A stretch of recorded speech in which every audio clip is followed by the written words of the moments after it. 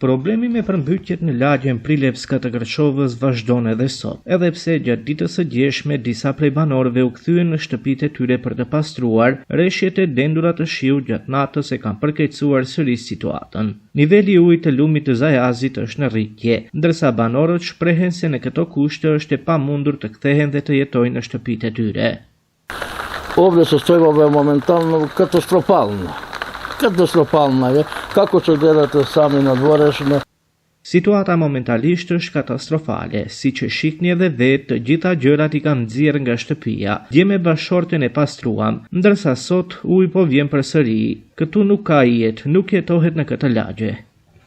Nema tu stovi kajtë se spije, nema tu stovi, sve rastyreme, vetë. Nuk ka kushte këtu, ku të flejmë, e shikni edhe vetë gjithçka është shkatruar. Presim komisionin për verifikim të dëmeve të vi dhe të shohim pastaj.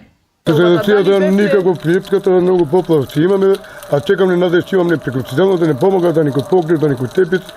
Situata është e vështirë, presim të vinë të na ndihmojnë, këtu nuk ka kushte për jetesë. Komuna e Kërçovës ka strehuar mbi 100 persona nga kjo lagje në palestrën sportive në Ivanidol, si dhe ka formuar një komision për verifikimin e dëmeve të shkaktuara nga përmbytjet. Megjithatë, rreshjet e vazhdueshme të shiut po e vështirësojnë edhe më tej stabilizimin e situatës në lagjen Prilevska.